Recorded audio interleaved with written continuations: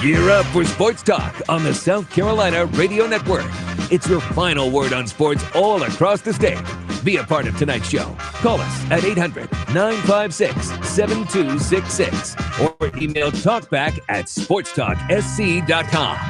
Now here are your hosts, Phil Kornbluth, Kevin McCrary, and Tom Hayes. Aaron called the play, man. I just worked with him. I saw him over to the right. It was under the coverage of running me. And I knew if I got over top of him, that Aaron would put the ball in the right place. So he put it right on the sideline.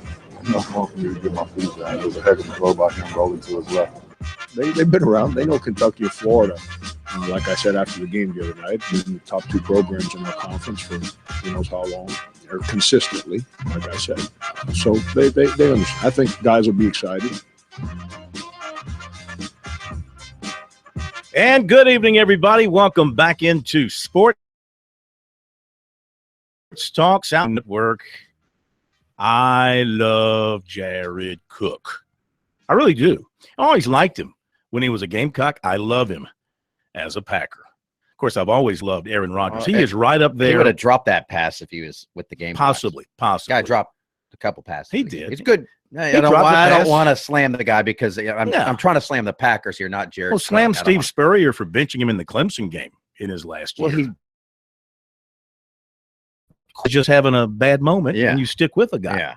I mean, the Auburn game, the Thursday night Auburn game, is the one that people will always remember. He was big.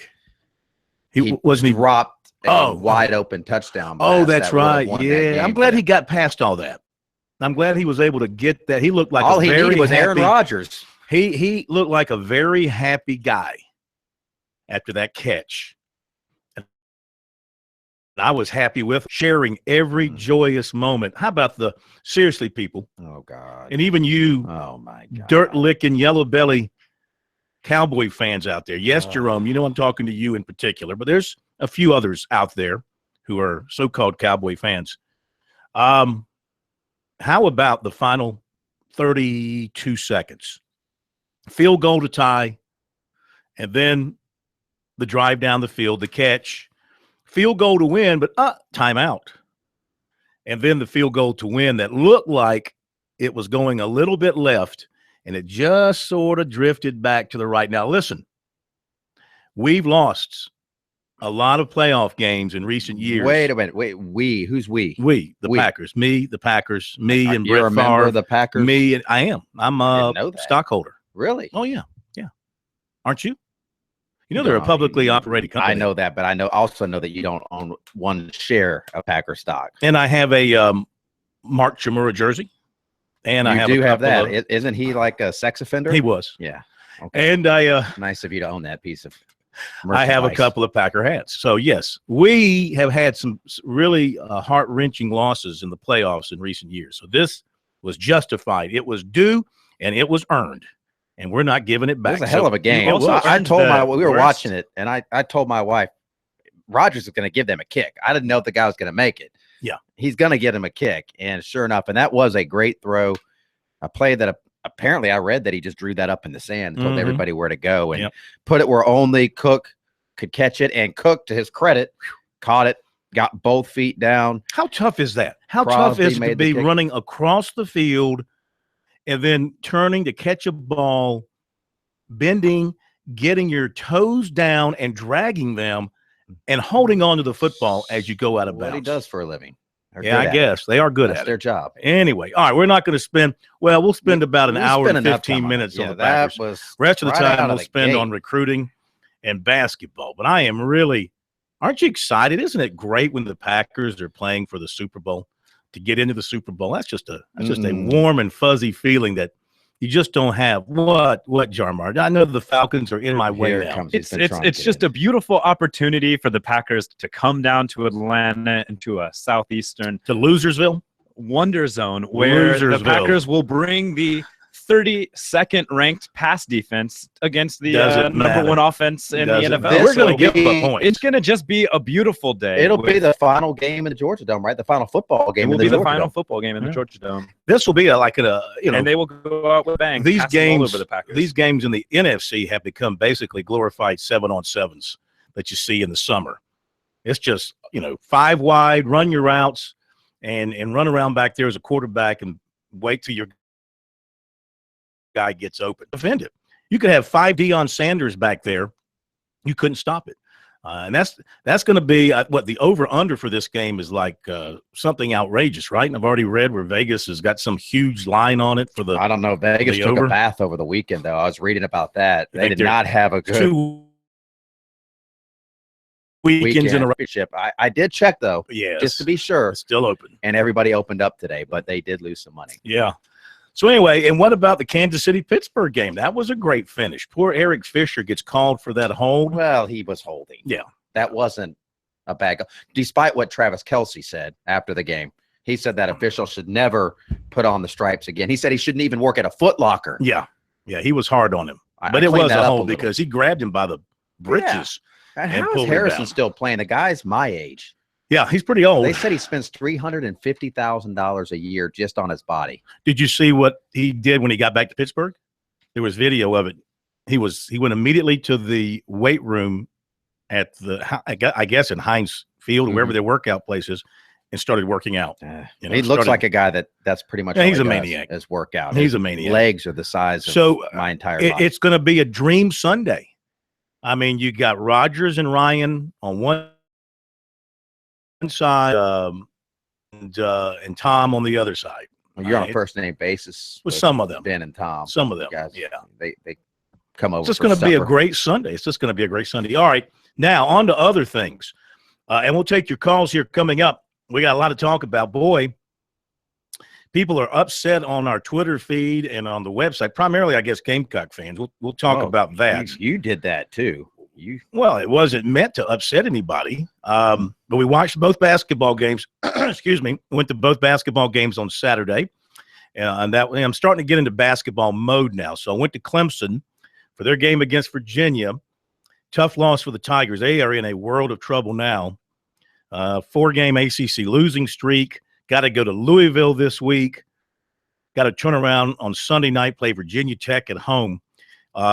Wins are becoming hard to come by because this team, they got some scorers, but they don't have the defenders like Brad Brownell is used to having. So they couldn't stop Virginia, in particular London Parantas. Am I saying that right? London Parantas, who was outstanding against Clemson. So that was a good win for Virginia on the road, tough loss for Clemson. Then the Gamecocks, they played defense. They really snuffed out Ole Miss. The final scores Saturday night in that game, not indicative of how South Carolina dominated. I think Ole Miss finished with I want to say 10 field goals, maybe 11 for the game. South Carolina was that good defensively. Now, they struggled a little bit themselves shooting the ball, but they had their defense picked up the slack, and their rebounding was good. Silva had a good game for them. Thornwell, of course, had a good game. And now, if you're a Gamecock fan, it's basketball season for you. You should be aware of what your basketball team is doing. 4-0 in SEC play. The Gamecocks are the only school in FBS in basketball at the FBS level when you consider what FBS is in football, those schools to have undefeated in league play men's and women's basketball teams. And did you realize this? If things continue, let's hope it does, this will be unbelievable. Connecticut now has won 91 in a row. If they continue to win, when they face South Carolina up in Stores in February, they'll be going for number 100 in a row. Now, does South Carolina have a beat, snap that streak? They should have Asia Wilson back by then, I would assume. I would hope she got so. The cast off that ankle. They continue to roll. Yeah. USC men back in the AP and coaches polls this week at number 24. We're going to find out how good they are this week. Yeah. They get 19th ranked Florida Wednesday night at Colonial Life, 6:30 tip, and then they head to Lexington, Kentucky to take on Big Blue, the 5th-ranked Wildcats. Both of those teams undefeated in the SEC like the Gamecocks. Yeah, top 3 teams in the league going to mix it up this week. So a lot to look forward to. 800-956-7266. Oh, a lot of recruiting stuff. We'll give you a few headlines and then in detail a little bit later on. Back in a moment.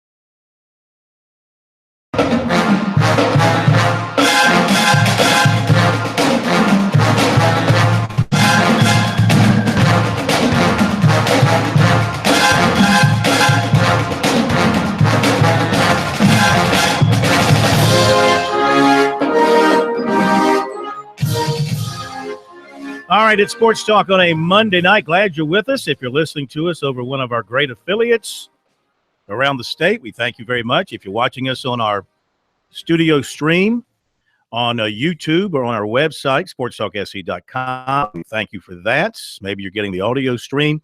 Maybe you're listening via iHeartRadio or the TuneIn app. However you're getting us, we thank you. When you get to wherever you're headed, stay with us. Take us with you. Leave your car radio set where it is on that great radio station so that when you get back in the morning, you'll be with us again tomorrow night. 800-956-7266. Get to your calls in a moment. I want to mention a couple of things. First of all, in recruiting, of course, over the weekend, South Carolina really had more going on than Clemson did, in that Clemson just had all committed players on campus and everybody's firm, no issues there. USC had a combination of uncommitted and committed players on campus. They picked up the one commitment from Jordan Rhodes, offensive lineman from Georgia, good-looking player in terms of his size. I think they're very excited to get him. We'll go into complete detail for you in the next half hour, so stay tuned for that. But I do want to mention a couple of interesting things here to ponder. Number one, Hamza Nasir Ildeen was in for his official visit. And, of course, he has been committed to USC, a safety out of Concord, North Carolina. And that's all well and good. The only thing that raises my antenna here regarding him, Florida State's been hard after him. He's being recruited by Jay Graham, who is from Concord. He took an official visit to Florida State.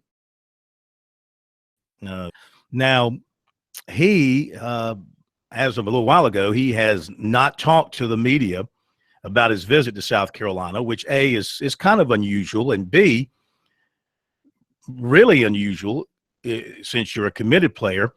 Tony Morrell of the Big Spur, citing a source, said that Nasir Ildeen firmed up his commitment with South Carolina on his visit and is set, which might very well be the case. I don't know. Here's the interesting thing. We were interviewing some of the visitors at the hotel after they finished up their visits on Sunday. And all of them, except for two, came back from Muschamp's house where they had breakfast and they hung out and they got their final meeting with him. They came back to the hotel to join the way. Who did not come back was the defensive end from Washington, Twyman. We called him on the phone later on. The other, Nasir Ildeen, did come back. However, for whatever reason, I don't know if this was planned or just the way it happened, he and his family went out a back door or a side door, totally slipping past those of us sitting in the lobby talking to the players. We know this because one of the folks who was there from the media knows their car and noticed the car was outside. And then after a while back and checked, the car was gone. And so was the family. And so my only, and this kind of raises a bit of, until he comes out and says, hey, I'm 100% with South Carolina, I am done, and through talking to other coaches, you wonder why he hasn't talked to any of the media from here and why they went out a side door or back door. That just, kind of raises my eyebrows there a little bit. The other thing is Jamias Williams, another big-time recruit for South Carolina, cornerback out of Georgia, who's been committed to South Carolina for a while. He's going to take his official visit to Georgia this weekend. He has said some things to the Georgia people he's talked to from the Georgia websites. See, this is another one where I haven't seen him talking to any South Carolina-related websites, but he has talked to a couple of different. Now, he's saying, I'm still committed to South Carolina, but he says Georgia has thrown a monkey wrench into this thing, blah, blah, blah. Now, what raises a red flag here is that South Carolina is bringing in this weekend for an official visit Mike Hughes, a junior college cornerback. Very good player. He went to North Carolina originally, had a little bit of an issue there, transferred to the junior college, had a really good year in junior college for a junior college team. He's visiting USC this weekend officially. Now, their numbers are very tight. Cyril Dean and Williams and Mike Hughes. And so you wonder why is Mike Hughes, besides being a very good player, though, why are they bringing him in? Is it because they fear they're going to lose Jamias Williams? You see, and they think a spot's going to open up, and they want to be prepared. So you said he had a little issue at North Carolina. What was that little issue again? Well, he had an arrest thing. I had a charge against him. I had to go back and look it up exactly. I don't want to say off the top of my head what it was, but it got settled with him doing community service and all that. He was a good player in high school in New Bern, North Carolina, Shrine Bowler, and played as a true freshman at cornerback. Now, the SEC does not have a rule where you can't take somebody that was dismissed from another team, or is that because he went to junior college, now he's good? No, they do have a rule. It relates to violence against women. Okay. Yeah. So it's not just any arrest. It's only violence against exactly. women. Yeah. Okay. That's what apparently, but then again, when you say that, South Carolina was in position to get J.C. Jackson. Remember, he was the really, really, really good cornerback out of Florida from Immokalee, who went to University of Florida, got caught up in some sort of a robbery thing. But the charges against him were totally dismissed.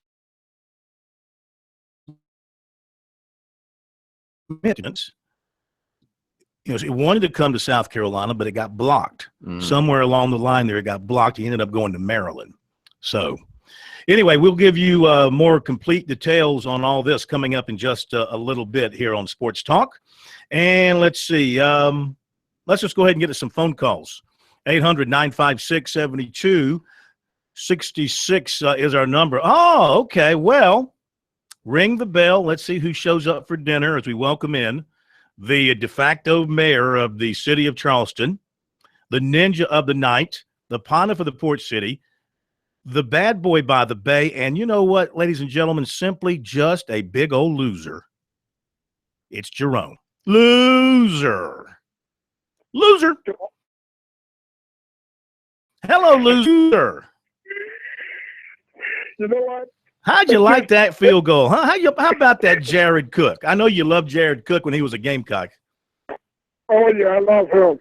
Hey, there's nothing that warms the cockles of my heart. But then when you, go off program and you just, tease me, because that's just not like you. And I love when I bring that out of you. Yes. That's the creative side of you. Yes, but yes. I just wanted to say, to all the talk show hosts, young and old, and to the talk shows formerly known as ESPN, so you know the Super Bowl that Fox wants to see. They want to see Joe Buck, Mad Crush, Troy Aikman, Troy Aikman, Mad Crush on Aaron Rodgers. Troy Aikman. The cheater. And I know it. That's true. That's the Super Bowl I want to see. We've already seen Rodgers and Roethlisberger wants to see the Falcons. I mean, come on. There is absolutely – the Falcons' interest ends probably at Fulton County line. Maybe a little north of DeKalb County. Outside of that, nobody cares about the Falcons. Matt Ryan will not get one iota of sleep this week because all the pressure will be on him. Aaron Rodgers already has a Super Bowl in his hip pockets, and he's looking for more, and he's playing out of his mind. And if the Steelers play that way on next Sunday against the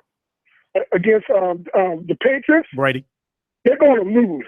They're going to lose. And then we'll have Steelers. Because the next thing that Fox wants to see, I'd like to see, is Terry Bradshaw being able to shut his pie hole by giving the trophy to Coach Tomlinson from Pittsburgh. Yeah. I can't wait to see that. Or even Goodell giving it to the liar and the cheater, Tom Brady. That would be precious, too. Yeah.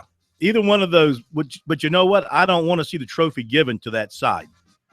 Aaron Rodgers, too, he realizes, hey, if he wins a Super Bowl, that's 2 for him. That makes him it ties him with Bart Starr, but it certainly puts him ahead of Brett Favre as the greatest Packer quarterback of all time. Thank you, loser. Back in a moment.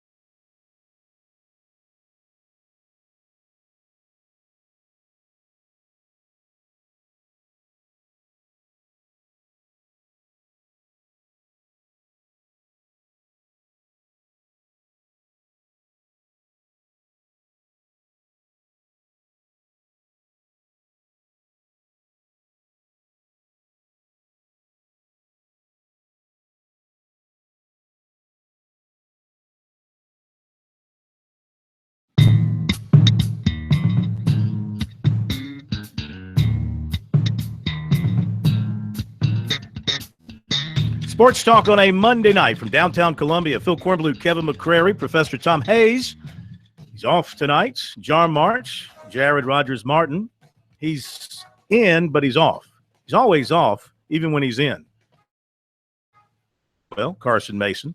800-956-7266. Your phone calls now welcome. We got recruiting coming up. If you have any recruiting questions, feel free to fire away. Comments about the way things are going. Any thoughts about the basketball over the weekend? If you went to Clemson or if you went to South Carolina, if you went to the Clemson celebration on Saturday, that was a heck of a deal. About 65,000 fans. I knew I didn't go there for it. I went there for the basketball where I could get in.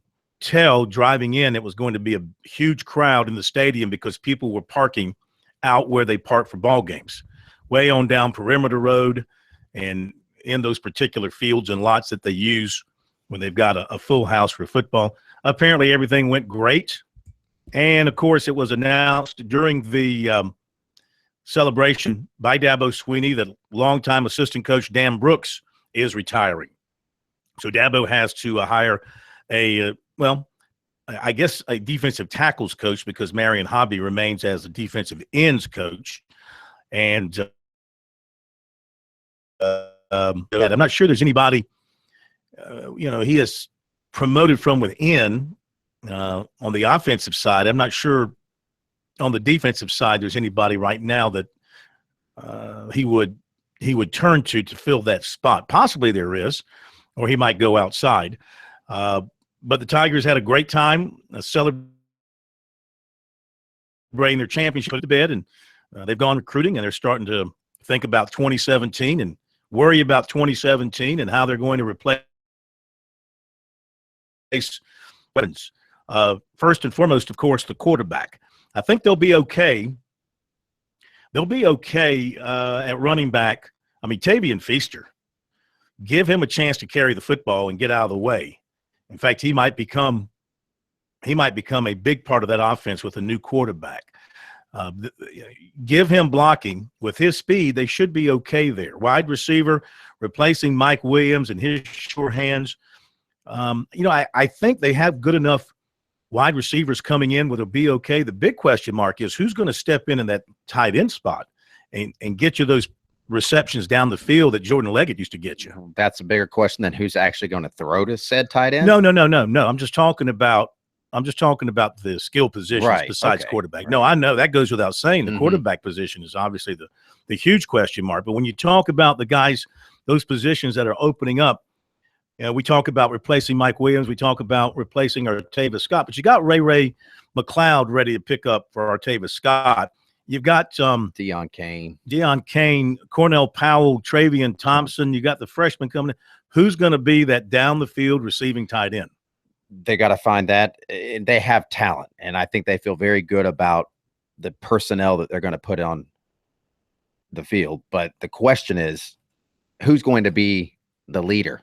They had Deshaun Watson. Anytime they got down there in a tight game, number 4 is staring them in the eye, and they knew he had it. They knew that they were going to be okay.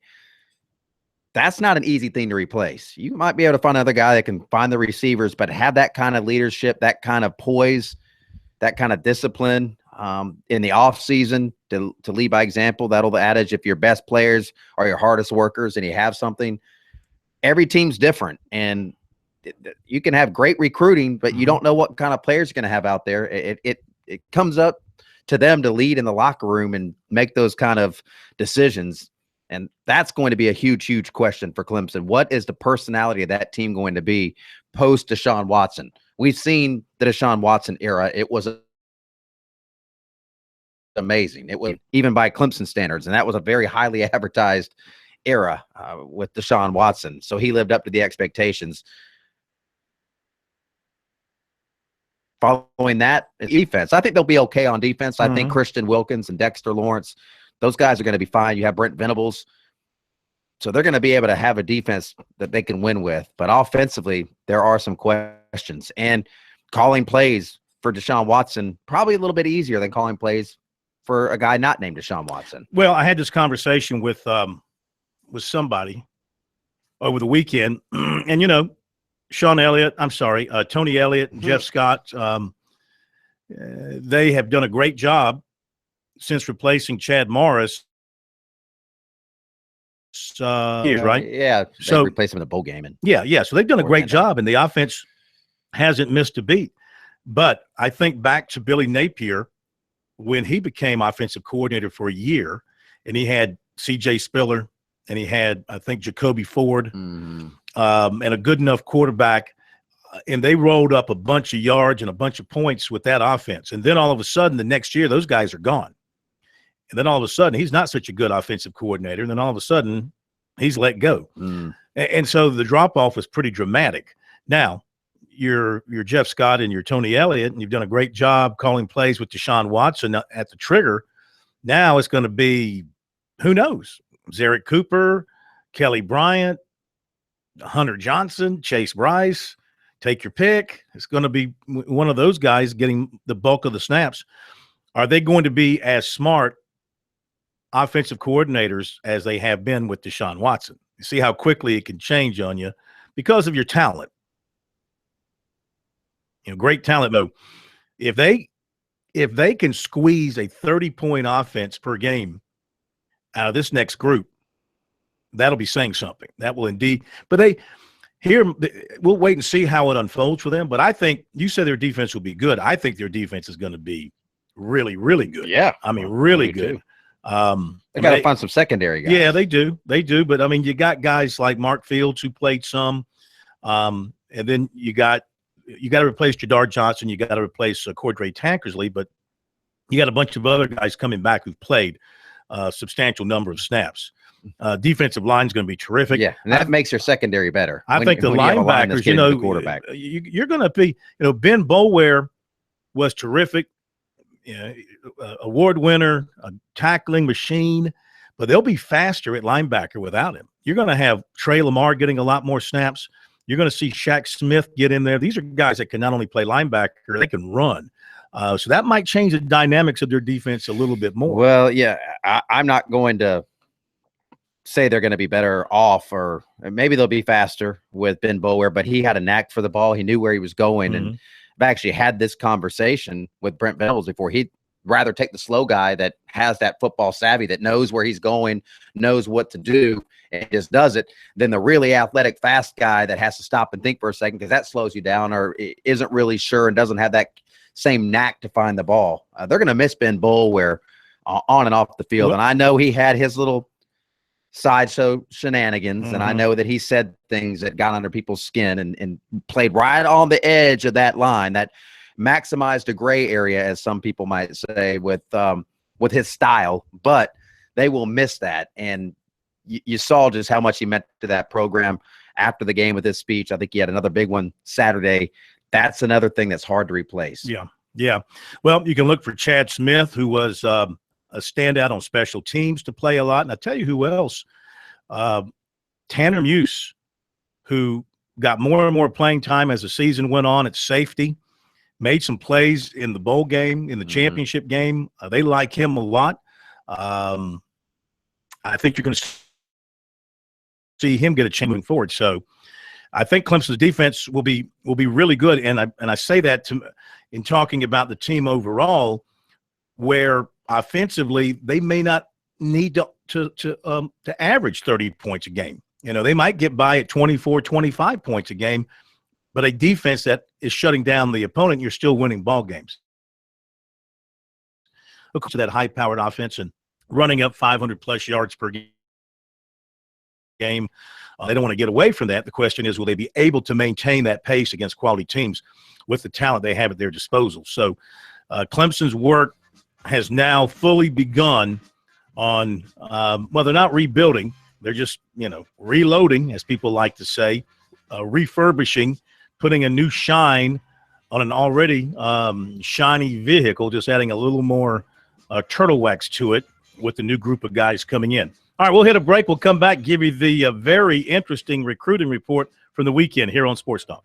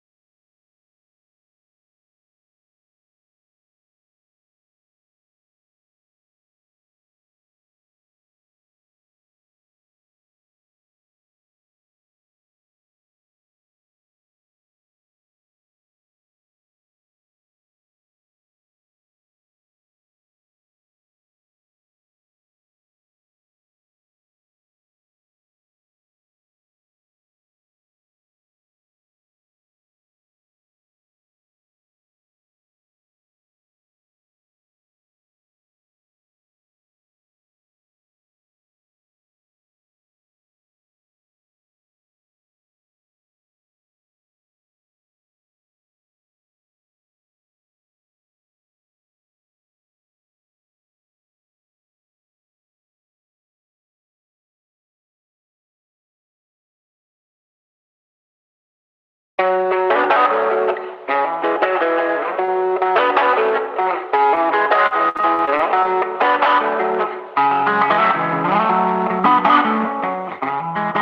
I'm tripping.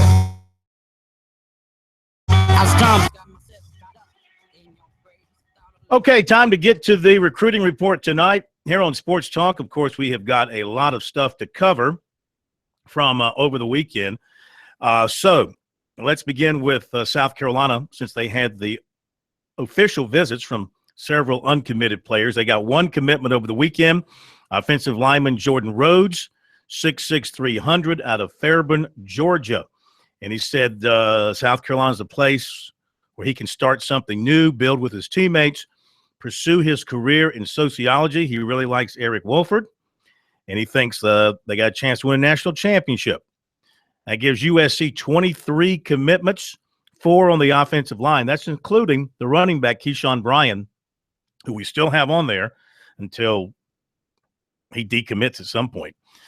Defensive end Jalen Twyman of Washington, another visitor to USC over the weekend. He's also been to Pitt. He goes to Missouri this weekend. He said the players treated him like a player, like Lance Thompson's family. He said they are a high priority on his list. Pendleton defensive end Brad Johnson, he was in over the weekend. He's made several unofficials to USC. This was a good in-depth visit for him and his family. He talked to Mike Peterson, laid out the scheme for him. Will Muschamp, he met with him. They've got him penciled in for the Buck linebacker in their defense. Right now, it's South Carolina and Virginia Tech. He has dropped Tennessee. He was going to visit Tennessee this coming weekend. He has scratched that. It's South Carolina and Virginia Tech. Fuente from Virginia Tech's coming in this week. Hutzler from USC is coming in next week. And I would imagine soon after the visit from Muschamp, he'll make his announcement. Tight between South Carolina and Virginia Tech, but I find it hard to believe he won't eventually pick South Carolina, considering the long-standing relationship between the two. Offensive lineman Tony Gray, Loganville, Georgia, was in this weekend at USC. He goes to Florida. The final weekend, all 3 remain in contention for him. He said it was a nice visit, enjoyed chatting with Muschamp and, as he put it, BMAC, T-Rob, all of them. And he says they asked him to give it a chance, give South Carolina a chance to recruit him. And he just enjoyed the vibe that he had with everybody. He liked Eric Wolford. Signing day decision for him. Defensive end Devontae Wyatt, Decatur, Georgia, was in over the weekend at USC. Once a USC commitment, now a Georgia commitment, says it's 50-50 between the two. He said it's been a long time since he had been to South Carolina, so it felt good to come back. He said they treated him like their son, and he feels like he can play a major role on the team. He said his head is kind of sick with him again this afternoon. Florida recruiter Chris Rumpf called him earlier today, but he missed that call. He is scheduled to visit Florida the end of the month, but he's not sure he'll take it. He goes to Georgia this coming weekend with his family. Georgia recruiter Tracy Rocker scheduled to be in tomorrow, and USC is expected in this week as well. He says it's still 50-50 between the two. Yes, Lance Thompson him on Wednesday. USC commitments back Hamza Nasir Ildeen made his visit over the weekend. He has not commented on the visit except to tell Hale McGranahan of SEC Country that the visit went great. Florida State's made a push for him through recruiter Jay Graham, who's also from Concord. Tony Morrell, the Big Spur, citing a source, said Nasir Ildeen reaffirmed his commitment to the Gamecock coaches on his visit and is solid with his pledge. Defensive end Javon Kinlaw, Jones County Junior College, Mississippi, went to Southern Cal over the weekend. He's got USC the final weekend of the month, then he'll make a final decision between the Gamecocks and the Trojans. Said he enjoyed being out in L.A., something he's never seen before, the campus and all that. They told him he's the only JUCO guy they're recruiting. And he said he's still favoring USC, but this trip gave him something. He said it's going to be a tough decision. distance is not a factor. Defensive back Mike Hughes of Garden City Junior College in Kansas will take a weekend. He's a native of New Bern, North Carolina, former Shrine Bowler. He played 2015 at North Carolina before leaving the team for personal reasons. He played this season at Garden City and has 3 years to play 2. He has taken official visits to East Carolina and TCU as well. USC today offered punter Joe Doyle of Knoxville a preferred walk-on opportunity. He was an Under Armour All-American this season. Offensive lineman K'Ron Calvert of McMinnville, Tennessee, was going to visit with Eric Walford of USC yesterday afternoon, but he canceled the visit. He said he's finished with recruiting, shutting it down. He says he's going to be a Vol, and he's very happy about it. Defensive end Trey Lawson of North Augusta Sunday announced a commitment to Florida State. He decommitted from Tennessee in December. That's an interesting case here. This is a guy that Tennessee apparently wanted, Florida State wants, but neither USC nor Clemson gave him religion. USC over the weekend offered Ben Lippen quarterback Patrick McClure a preferred walk-on opportunity. He does have scholarship offers he's pondering from Jacksonville University, Virginia Tech, and Western Carolina, so he's not sure what he's going to do yet. T.L. Hanna, offensive lineman Tanner Lawson, committed to Western Carolina. USC offered 2018 offensive lineman Cleveland Reed, 6'4", 295 out of Fort Meade, Florida. Clemson has also offered him. 2018 Dorman offensive lineman Jordan McFadden was offered by Rutgers. Fort Dorchester 2018 quarterback Takarion Joyner went to Virginia Tech over the weekend for an unofficial visit. Returned home today. He had a chance to meet with Justin Fuente, said he really liked it up there, likes the fact that Virginia Tech has had quarterbacks like him, his size, do well there, like Michael Vick and Tyrod Taylor, 2 guys that he cited. He'll visit USC this coming Friday and stay until Saturday, remains in daily contact with the Gamecocks. He's going to Georgia February 18th. He might take a trip to Louisville. This spring, he plans to visit NC State and take in several practices at USC. He'll make a return trip to Virginia Tech as well. No favorite at this point. Clemson running back Travis Etienne of Jennings, Louisiana, went to Tennessee over the weekend. He told the Go Vols 24/7 he'll visit Clemson this weekend. So the Tiger in this class, and they'd like to, and appears to be the guy that they're focusing on. He was once committed to Texas A&M. He's got LSU is in on him strongly as well. And it got a big-time commitment over the weekend. 5'6" point guard Destiny Henderson of Lehigh Acres, Florida. She's ranked among the top 10 prospects in the country for her class by ESPN. She averages 18 points and 3 assists per game this season, and she picked USC over Notre Dame, Florida, Ohio State, Vanderbilt, Miami, and others. K-Mac, what you got? I have nothing. There you go. Not a thing. Why would I offer anything? But recruiting never rests, and neither do we. Do you ever rest, K-Mac? No. There you go. That's just overrated. We never rest, and neither does recruiting. So follow along on our website, SportsTalkSC.com. We're updating notes as we see them and stories as we write them. And on Twitter, use the hashtag ST Recruiting. It takes you to all our recruiting information. And if we see something else legit from other good sources, we'll retweet that with the hashtag ST Recruiting, and that'll take you to those stories as well, so you don't miss anything that way. Okay, top of the hour break is upon us here on Sports Talk. We'll come back and take more of your calls about recruiting, basketball over the weekend, what's ahead for USC and Clemson in football, NFL playoffs, and a whole lot more. 800-956-7266 is the number. Email us, talkback@sportstalksc.com, and on Twitter, use the hashtag STRecruiting. No, on Twitter, I got to get out of bad verbal habits. And on Twitter, we are at SportsTalkSC on Twitter. Not thinking, getting into bad verbal habits. Top of the hour break. We'll be back.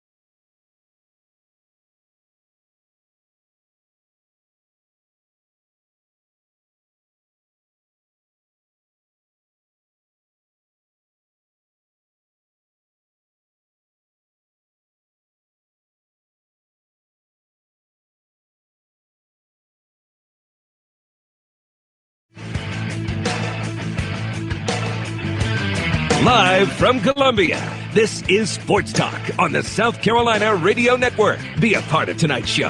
Call us at 800-956-7266 or email talkback@sportstalksc.com. Now, here are your hosts for Sports Talk, Phil Kornbluth, Kevin McCrary, and Tom Hayes.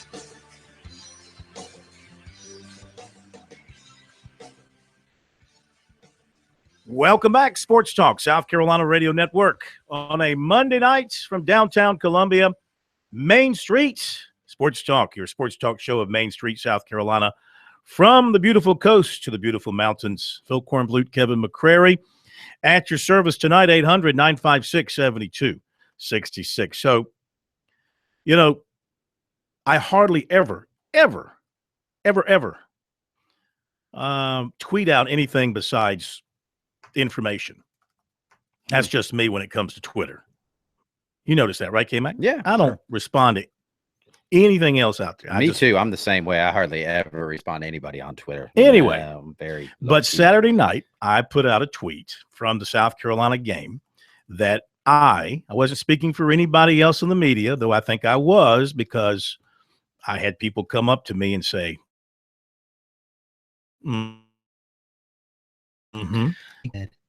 not in so many words. But anyway, I put out a tweet. Not was you're mean or anything. I was just disappointed that Will Muschamp did not talk during halftime of the basketball game, which is something that local media had grown accustomed to with Steve Spurrier. And I think, correct me if I'm wrong, I think we did it last year with him, his first go around after he took over and had the first major recruiting. You can go back and check our inventory, but I think if you look in January, you'll find something from there, I think, because he addressed the crowd and all that. He didn't even address a crowd except to go out and hand a helmet to the young man who was being honored. And so, you know, I had checked on that in advance with the SID, and I was told, I asked, is Muschamp going to do anything with the media at halftime? And I was told no. So I'm like, okay, that's fine, really. No problem. If you're not going to do anything with the media, no problem. But then, you know, we come to find out that he went on ESPNU during the game and did 6 or 7 minutes. Okay, well, that's fine. That's obviously, that's you putting your coach out on ESPNU. That's certainly something that's smart to do.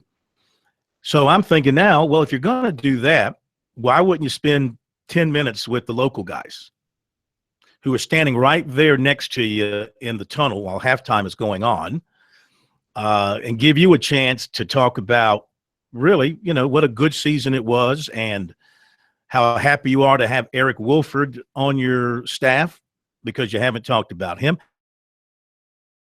How happy you are official that he's coming back for his senior year, how recruiting is just going great, how the new facilities are coming together, and all this good positive stuff that you could share with the local media, the people who were there day in and day out. Just don't drop by whenever you win a few games and start to sing your praises and everybody falls backwards over those people. No, we're the ones who were there when you're winning or when you're losing, and give some thoughts. And also reach out to the people who really, how many people are watching ESPNU who, I mean, my thinking is you got your websites there, you got your Go Gamecocks, your newspapers, you got us.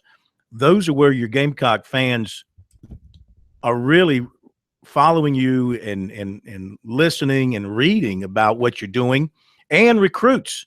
You know, if you're trying to reach recruits with a positive message, you know, what better place to go than to the websites that cover recruiting?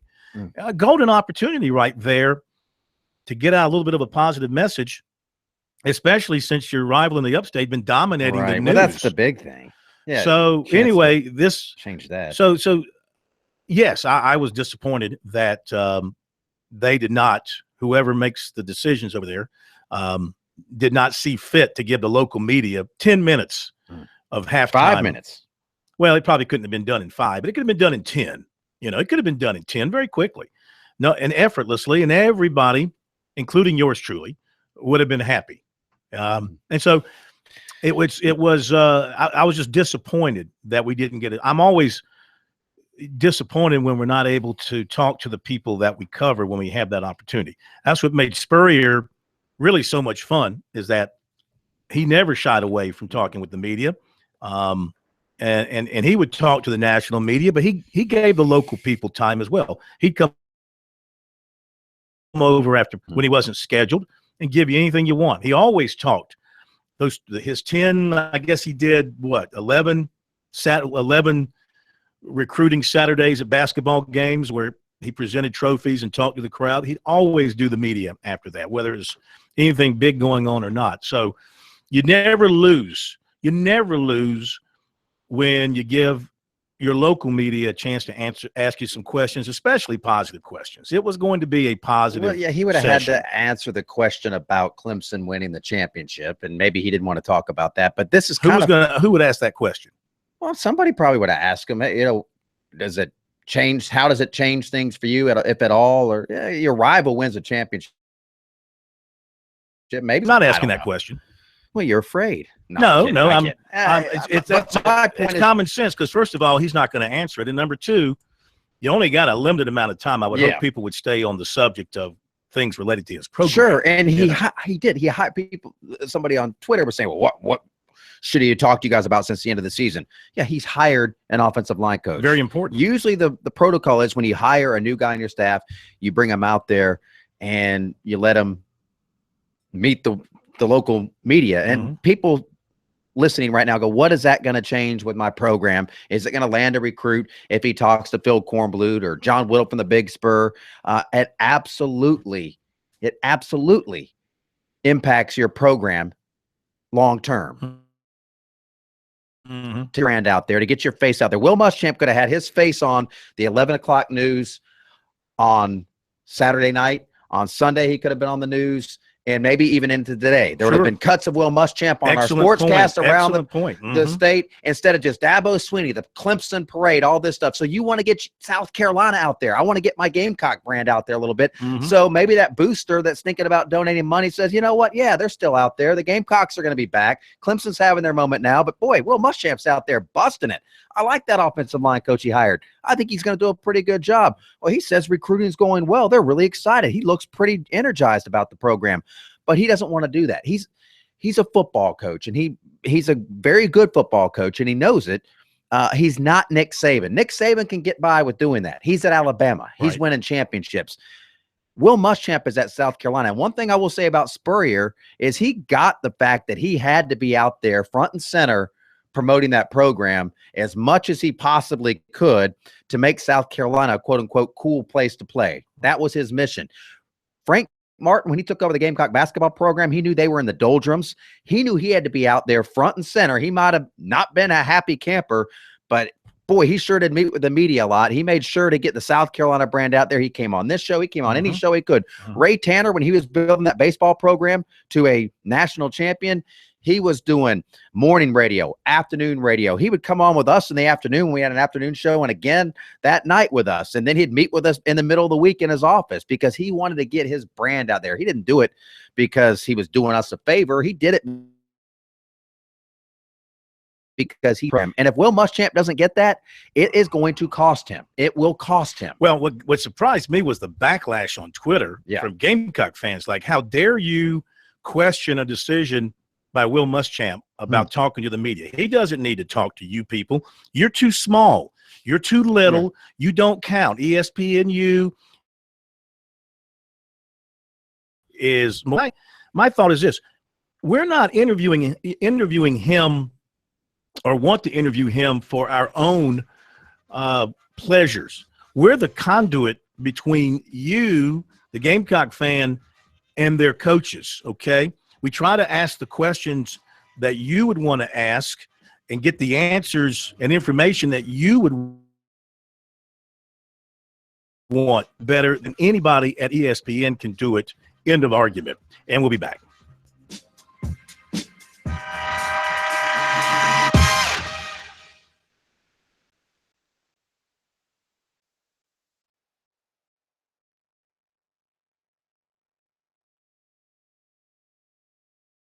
So he could. Ray Tanner, when he was building that baseball program to a national champion, of getting his message out. And my thought is this: backlash on Twitter. It surprised me was the backlash on Twitter.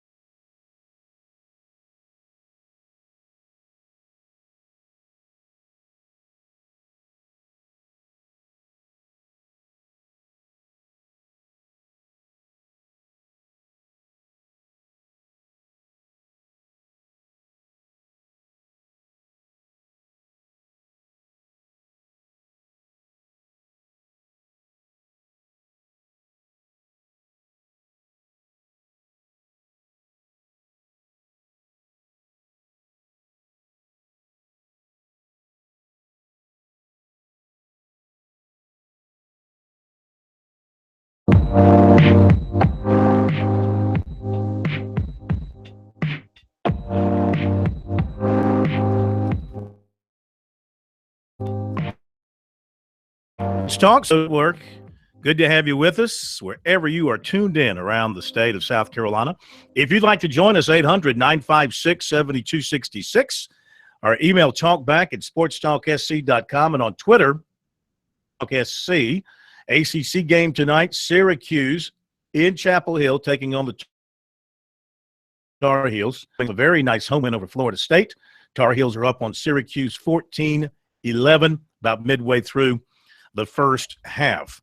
You know, baseball is coming up soon, and the good folks at Founders Federal Credit Union remind you to relax. They're hitting it out of the ballpark.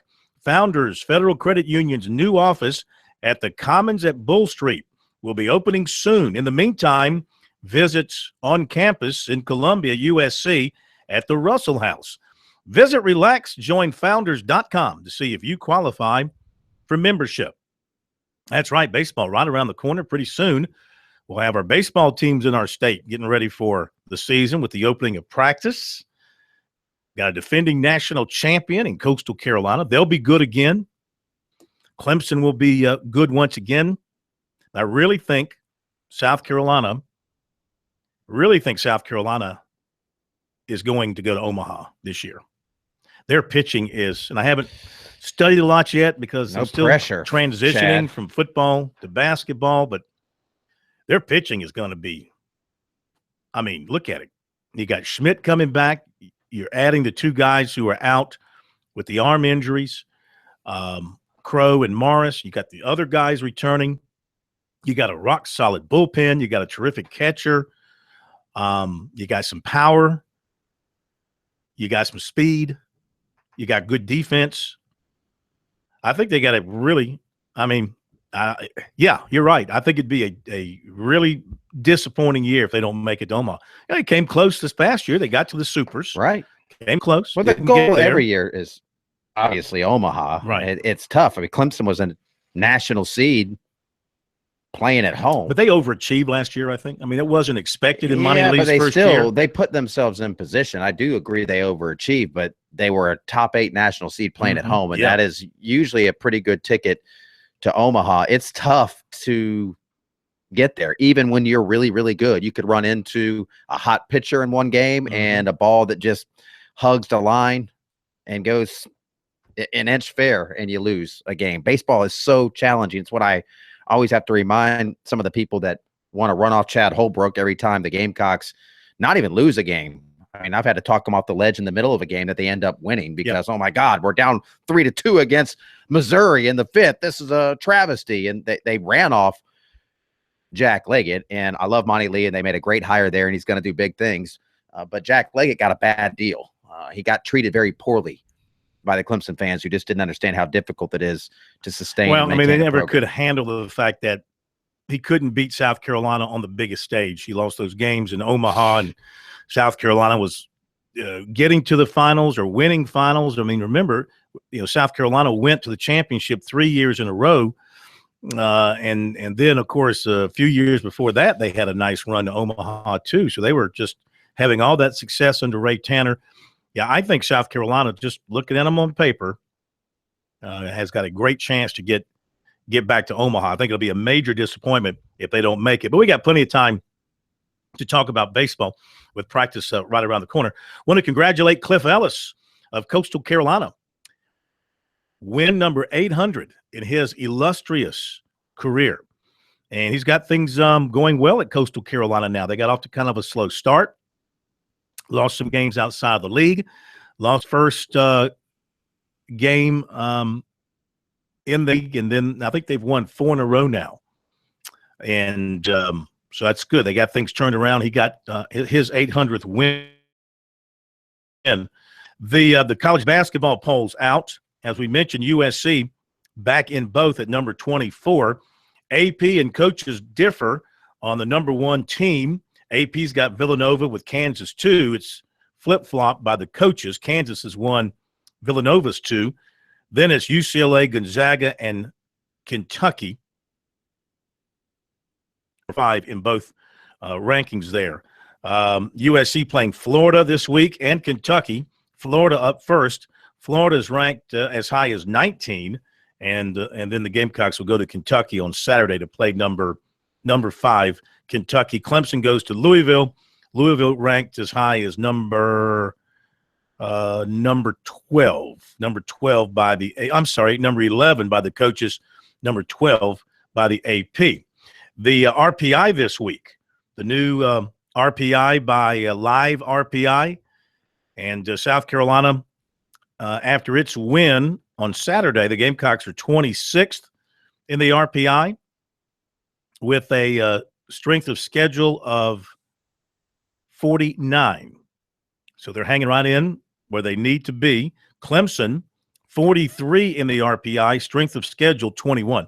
Tigers Tigers just need to win. Strength of schedule is nice, but only if you can win some games. Yeah, and they had the nice win over South Carolina, but the committee's going to look at that game and say, Sindarius Thornwell wasn't playing in that matchup. They are back against the wall right now, and got to go on the road and take on Rick Pitino and 12th-ranked Louisville. It's not going to get any easier, and your confidence starts, guys. So it's a tough situation, and Brad Brownell recognized that after the game on Saturday. You were there, Corn. I mean, he said they have to focus on playing hard and sticking to the task and not letting it get away from them. Well, Blossom Game had his typical 22 points, 6 rebounds, 2 assists. Nobody else in the starting lineup. Good game. Avery Holmes, he had 15 points. Gabe DeVoe came off the bench with 15. The problem for the Tigers defense in the second half, Virginia in the second half shot 60%, including 7 threes. And I mentioned earlier London Parantas, who was outstanding, 25 points, 2 assists. And Clemson just could not come up with a stop late in the game when they needed it to keep Virginia from scoring and help them overtake them. They got it down to a single possession game, but could not convert, if I'm remembering correctly. So head for the Tigers is most difficult with the road ahead. That's the ACC, though. It's going to be tough in the ACC when you get into league play. There's hardly a night off, and they face another difficult challenge on the road at Louisville coming up on Thursday night. Now, the Gamecocks beating Ole Miss 67-56. And I was a little bit off in what I said about field goals allowed. They held Ole Miss to 6 field goals in the first half, 11 in the second half. So they finished with 17, but only 31% shooting for Ole Miss, while the Gamecocks, they only shot 36%. But they had, they built themselves a nice, comfortable lead. They had a largest lead of 25 with 8 minutes to go. They ended up winning by 11. So they kind of took their foot off the gas there a little bit and let Ole Miss get back in this thing. But Silva was good with 16 and 11. Thornwell had 10 and 8. Dozier had another solid night, 16 and 5. I tell you who I like is Felder. That little kid, he's not afraid of anything. He's going to be a very good player for them. I think the surprise of their class. Yeah, considering we weren't even sure he was going to be on the team after his little skirmish, but Martin hung in there with him. And that guy, one of the things Martin has said about him is they have to slow him down. He's just such a competitor where a guy scores on him, he wants to go down to the other end and score on him like he's playing in New York on the blacktop. But I haven't seen a freshman like that in a long time at South Carolina. That whole freshman class is pretty impressive with what Martin's done. Yeah. And the Gamecocks out-rebounded Ole Miss, a team that normally physically beats them up, but they don't have the players this year. They lost a player to injury. Another player, I think, kicked off the team. They don't have the talent that they used to have. The Gamecocks beat them on the boards by 10. They've got a big week ahead with Florida. Sees this as an opportunity to continue to build his program. We'll get some thoughts from him on that in a moment.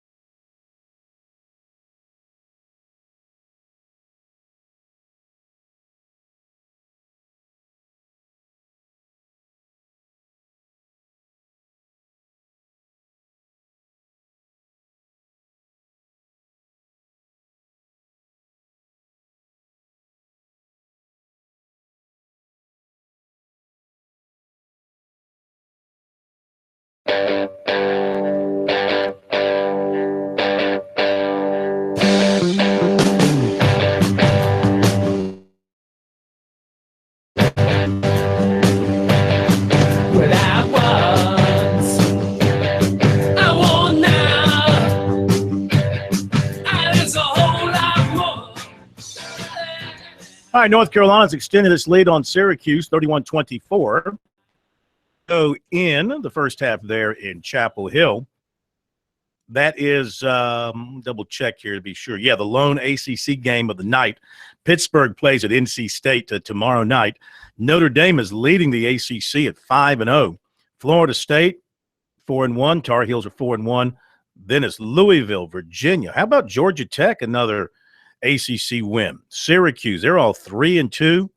Miami's 2-2. Duke at 2-3 after 5 ACC games, in a group with Virginia Tech and Boston College. And then the bottom feeders, NC State, Pitt, Clemson, and Wake. They're down at the bottom. That's the way it is. Now in the SEC, 3 teams stand alone at the top, unbeaten in league play. Florida, Kentucky, 5-0, USC 4-0. Do the Gamecocks belong? Do the Gamecocks belong in the elite of the SEC? We're going to find out this week. They get Florida at home. For 15,000, the announced attendance for the Ole Miss game. And I think truly that's a pretty accurate count. Can they fill it up for 6:30 Wednesday against Florida? You know, you're not tipping at 6:30 for any other reason than that's when the SEC network wants to air games. They wanted to move their schedule up a half hour. Instead of going 7 and 9, they're going 6:30 and 8:30. That really shouldn't hurt the attendance for these games. I think the students should turn out in a big number, and then the fans who are already downtown working, it's a half hour earlier for them, so they don't have to go home. They go from the office over the arena. Should have a big crowd for that game. It's an important game, obviously. The Gamecocks have a chance to take over. They're not technically, they don't have a share of first place because they're a half game back, but you see what I'm getting at. They had a chance to stay at the top if they can beat Florida. Alabama and Mississippi State are 3-1. They also got a losing record in league play. Frank Martin met with the media today, as he does on Monday, to preview the game. We'll get some thoughts on the game from him tomorrow night. But he also got into discussion about the importance of these two games, building his program, getting his program now to the point where you're a month into your SEC season and you're playing very important games against the top teams in your league. And he was asked about, did he think, of course, they had that great year last year, kind of petered out at the end of the regular season. But he was asked about, did he believe this quickly he could get his program to where they're in this position to go up against the big boys in the conference and have a chance to stay up there with them? Did I dream of these moments? I don't know if I dreamt of it, but I hoped that we can elevate our program to get it to a point where this was doable, where you can bring in a Florida to your home court and you're competing, as one of the teams that's in the upper part of the league. Did I expect it to take so long? I told you guys 5 years ago, I don't have a 5-year plan. I'm not smart enough to know what I'm going to do tomorrow. I wanted to win from day one. I wanted to prepare our guys to win from day one. Maybe that's why we beat Kentucky that second year. Maybe that's why we went nose to nose with Florida when they were number one in the country for 30 out of the 40 minutes that last game of the season. I don't know. Maybe that's why it was. I don't sit around and say, well, in 3 years we got a chance to do this. Heck, there was no guarantee I was going to be the coach here 3 years from the day I got hired. And it's you got to line up and prepare your team to win from day one. It's not easy to go beat those guys. It's not easy to taking over somewhere that just hasn't experienced winning, for lack of better words. I've talked about this. It's on campus, local media, our fans, our alumni, our former players, your own players, your own administration. Who around here had tasted winning? So there was a sense of apathy. You're not turning that around in 1 or 2 years. I knew that when I went in. When I got here, I didn't realize how bad it was after I got here, until after I got here. And you're not changing that in 1 or 2 years. That takes time. That's where Ray Tanner and Harris Pastides, that's where they won me over, is because they've been in our board. I know what my conversations in private have been with them for the last 5 years. They've been with me and my staff every step of the way. I came here to do everything in my power to make us relevant. We're not there yet. We're a lot closer than we were 5 years ago. All right, some of Frank Martin from today, and continues to do a great job with the South Carolina basketball. What, K-Mac, do you think? I mean, they're not going to win a national championship. I mean, they're not good enough to win a national championship. You're talking about this year. Yeah. They're not good enough to win a national championship. I mean, you look at the top elite. And now we'll see what happens with Kentucky. Can they beat Florida in Columbia? Sure. And, of course, the team that South Carolina had under Eddie Fogler that won the SEC and went to Kentucky and won, couldn't beat them in the SEC championship game that year in the tournament, and then couldn't win an NCAA tournament game. And talent-wise, South Carolina probably hasn't had a team to match that team talent-wise since then. Would you agree with that? Yeah, I would agree with that. So this team is not going to win a national championship, but it can make the NCAA tournament and maybe win a game. And that would be a big step forward. That would be they a haven't huge done step that since Richard Nixon was in the White House. 72 or maybe 73. It's been a while. It's been a while. Yeah. Jarmart, were you here then? I don't even think you were. Your folks hadn't even met at that particular time, had they? Yeah, they hadn't met in the 70s. No. Yeah. I was not even around. Not for many more years. 16 years later. That's why we remember those days so fondly. But anyway, what do the Gamecocks need moving forward? They're going to lose Thornwell and next year. They'll have Dozier back next year, I would think, and most everybody else. They lose Mackey, of course, but they'll have Corey Holden become eligible next year. If he's as good as he was at Delaware, that'll be huge. They'll be good in the backcourt again next year. But Thornwell is, that kind of special player. If he had a counterpart, well, Dozier's probably his counterpart. I don't know. Maybe they need another dominating big man, or I don't know what the next piece is that they need to get to that next level. Yeah, boy, they have some bigs that I think are going to be pretty good, and they're going to lose Thornwell. I just don't think it's a small thing. You talk about championships, and they were up in the upper echelon of the SEC last year. They're in the upper echelon now, and they're going to find out how good they are. But they are one of the top quarter of the field in the SEC right now, and they were at the very bottom when Frank Martin took over the program. They were, even under Fogler, they were kind of bad, a little bit better, really, really good for a couple of years, bad, NIT. And they never got really good again, and they never won an NCAA tournament game. The program is on as stable a footing as it's been in a quarter of a century. And that's not hyperbole. I mean, you talk about the mid-90s with Fogler. It has been a long time since the Gamecock basketball program on the men's side has been where it is right now. And for whatever reason last year, I didn't understand. Fans were not critical. There weren't a bunch of people at the NIT event. I didn't get that. I mean, they didn't make the tournament, and that's disappointing. But more people should be paying attention to what he's doing with that program. And I think football is a big thing. When the football team's doing well, everybody else kind of feels the effects of that. Maybe fans are like, I just don't even want to go out right now because the football team's so bad. But, man, pay attention to that basketball team. You haven't had that in a while. Well, he's gone from let's see. He's gone from 14 wins to 17 wins. I said, wait a minute, 14 wins, 17 wins, and 25 wins. So, they continue to climb and continue to do well this year.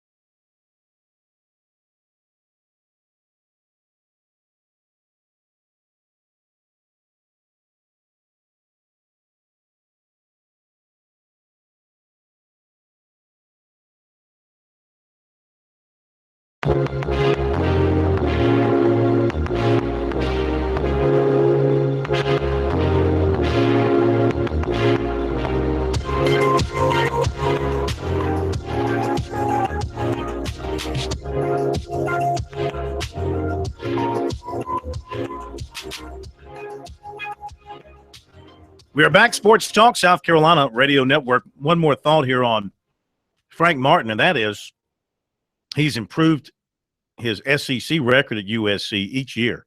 4 wins to 5 wins to 6 wins to 11 wins to 4 wins this year. So, again, that's a sign of a good program moving in the right direction and a building program and a program that is that's why I asked the question, what do they need to do next? Obviously, it's a program that's nowhere near peaking.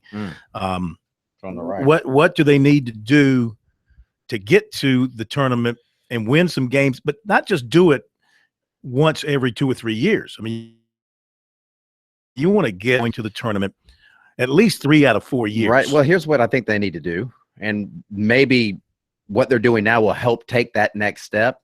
The guys that are in your backyard that are going to North Carolina, that are going to Georgetown, that are going to other programs that are more established, maybe now they can show them, hey, we do have something here. We do have something, Seventh Woods. I know you want to go to North Carolina because they're a blue blood program, but you can win here in your backyard. Or Peak, who went to Georgetown instead of South Carolina. They have a better product to sell now to let these kids know. Maybe some of these 7th grade that are watching this team go, man, these guys are pretty good, because all these other kids, they didn't grow up watching good South Carolina playing for the Gamecocks. They did dream about North Carolina. That's where they go. So now he's giving another opportunity, at least he's planting seeds right now in the local community, because there are some good players that roll through the state. I mean, one of the best in the country is playing at Spartanburg Day now. Yeah, you got Zion Williamson, and he was at Clemson Saturday. And, I mean, by all accounts, he is a program maker, program changer for a guy that's not a center. You know, usually guys, unless you're a Michael Jordan type guard or usually it's a center that is the program changer, guy that can come in and just make you great all of a sudden. Very, very special. And, you know, put yourself in his shoes. Basketball players, they're not interested, most of them. They want to go – there's enough blue blood programs out there. They want to go where they know they're going to go to the NCAA tournament every year without question. And it's not totally on their shoulders. And, you know, right now, South Carolina and Clemson cannot make that argument to a Zion Williamson. They can say, hey, come help us get to the tournament, stay home, go do something where it's never been done before, all that kind of stuff. And that's a good sell for both of them. But when you've got Duke and you got Kentucky and Kansas and every major program in the country that's established in a big way in college basketball wanting you, and you can go be a part of that and have a chance to go to 4 tournaments if you stay that long or however long you decide to stay, and win. That's the other thing. Win. What kind of complementary talent is there with you? Now, I know that Williamson's good friends with Clemson commitment A.J. Oliver, and that could play a part for Clemson. The feeling is in state, if he stays in state, Clemson has the better shot. His father went to Clemson for a while, played there, I believe, with Tree Rollins and those folks. And they're actually from Florence. They lived in Florence before moving to a few years ago. So the connection is more from that standpoint with Clemson. But again, the basketball players have a hard time telling Duke no or North Carolina, Connecticut when they were going well. So, you know what I'm talking about there. I wanted to mention a couple developing recruiting stories here in the last little bit. First of all, a USC target has a decision, and it's not to a USC. Offensive lineman Jordan Tucker of Roswell, Georgia, tonight commits to the University of North Carolina, where he visited over the weekend. Dabo Sweeney tonight is in the home of running back Travis Etienne out of Jennings, Louisiana. So he's obviously becoming the #1 running back target for the Tigers. He's a good-looking player on paper, and you watch him on film, and he looks like if they're able to get him out of Louisiana, this would be quite a get for Clemson. He rushed for about nearly 3,000 yards last year, 2,952 yards, 43 touchdowns. He's 5'11", 210. He's been to Oregon. He went to Tennessee this past weekend. He is going to visit Clemson this coming weekend, switching that from Texas A&M, to whom he was committed earlier, and then he's got LSU for the last weekend. So this will be a real this will be a test of Dabo's recruiting ability and the lure of Clemson now with the national championship trophy to show off and everything else that they've got going for them to try to get this guy out of Louisiana. Even if they don't get him, it's not like Clemson's running back situation is bare, because I think anybody that saw him play before he got hurt as a high school senior, when he was healthy, Tavian Feaster's as good as anybody as a running back, as good as anybody, especially when he's in the open field, because he's got tremendous speed. So I wouldn't fret it too much. And you're going to have a good offensive line in front of him. Crowder is back. You got Pollard back now on the right side. You've got Guillermo's back at center, right? I don't think he was a senior, was he? Guillermo? Isn't he back for another year? No, he's gone. Is he gone? Yeah. Well, then you got I'm trying to remember off the top of my head, guy from up in New Jersey, I think, or Pennsylvania, Falcinelli. I think Falcinelli probably steps in at center. And then you've got Hearn on the left side at left guard, and you've got Hyatt at left tackle. And then you got John Simpson will be a factor in there as well at guard, and they can move some guys around in the spring. They'll have a good offensive line. You got Tremaine Ankrum back. They'll have a very good offensive line, and Robbie Caldwell is one of the best offensive line coaches in the country.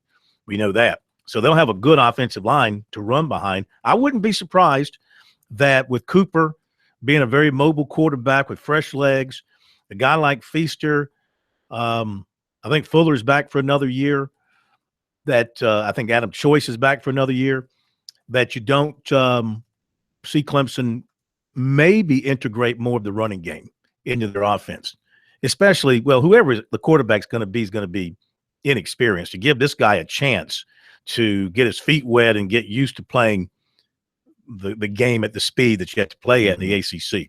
So we'll see. I wouldn't worry about it if I were Clemson. They'd love to have this guy, and they might indeed get him, but they still have good people there at running back. One more note is that USC offered a kicker, Jack Driggers, out of Tallahassee. This is for a preferred walk-on opportunity. Out of Tallahassee, Florida, Leon High School, Jack Driggers gets that offer for South Carolina. The Gamecocks have to replace both their punter and their kicker. So today they've offered a punter and they've offered a kicker, preferred walk-on opportunities. See if they can wait. All right. Any final thoughts there, K-Mac? We didn't even get into the Washington Post. Oh, column. yeah, We'll talk about that. I mean, goodness gracious, invoking Martin Luther King. Mm-hmm. Yeah, we'll talk about that tomorrow night. Tennessee, there's a report by ESPN's Chris Lowe that Tennessee is talking with Philip Fulmer, or as he put it, kicking the proverbial tires with Philip Fulmer to be the school's new athletic director. Dan Wolkin from USA Today added that Fulmer is a, quote, candidate for the job. That'd be great. He can get the job as AD. He can rehire himself, the current head coach, and then rehire himself. And resign as AD. And right or wrong, right? That would right or wrong up there at the Rocky Top. We shall. K-Mac, have a great night, everybody. We'll see you tomorrow.